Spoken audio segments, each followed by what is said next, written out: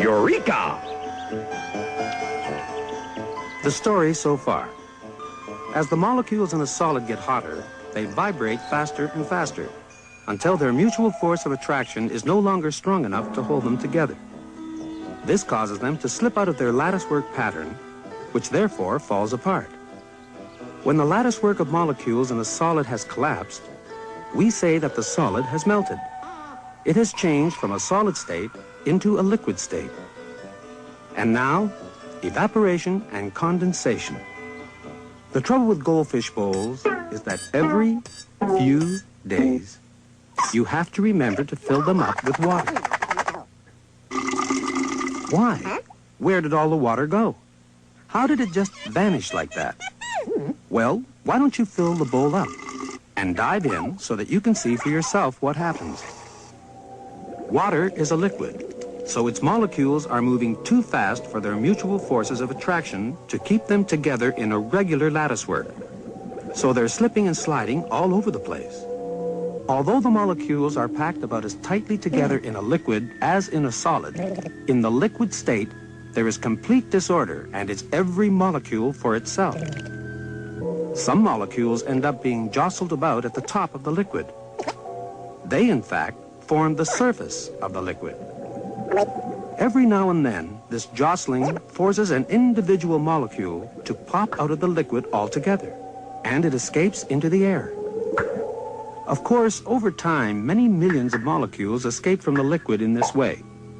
This continual popping out of molecules is rather like the movement that goes on in a popcorn machine.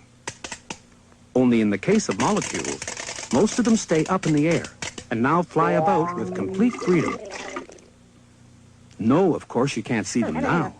One of these little lumps on its own is so tiny you couldn't even see it with a microscope. You can only see molecules when billions of them are crammed together in the form of a solid or a liquid. You can see them when they make up the water in your goldfish bowl. But as soon as they escape into the air, they become invisible. But they're still there flying about. Only they don't form a liquid now. They form an invisible gas or vapor. That's why what happened to the water in your goldfish bowl is called evaporation. A change of state took place. The water changed from liquid to gas. It became water vapor. Water is continually evaporating. In fact, if you left your goldfish bowl out in the sun, the water would evaporate even faster, because the warmer the water, the more rapidly the molecules jostle each other, and the more often they pop out into the air. So if you're tired of continually having to top up your goldfish bowl, one solution would be to make the water as cold as possible, so that the molecules will move more slowly, and therefore the water will evaporate more slowly. But now what's happened? Now you can't see your goldfish. How come? Well, as soon as the water vapor molecules in the air come in contact with the cold fish bowl, they become colder as well. And the colder molecules get, the slower they move. And the slower they move, the less they can resist their mutual forces of attraction. So they start to crowd together more and more tightly. In other words, the gas becomes a liquid again. The water changes back from its vapor state into its liquid state.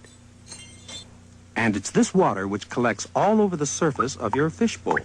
That's what clouds it up. Since the change from vapor to liquid is caused by the arrangement of molecules becoming more and more dense, this change of state from vapor or gas to liquid is called condensation. So when water isn't evaporating, water vapor is condensing. You can't win with goldfish bowls. Have you ever thought of keeping a cat?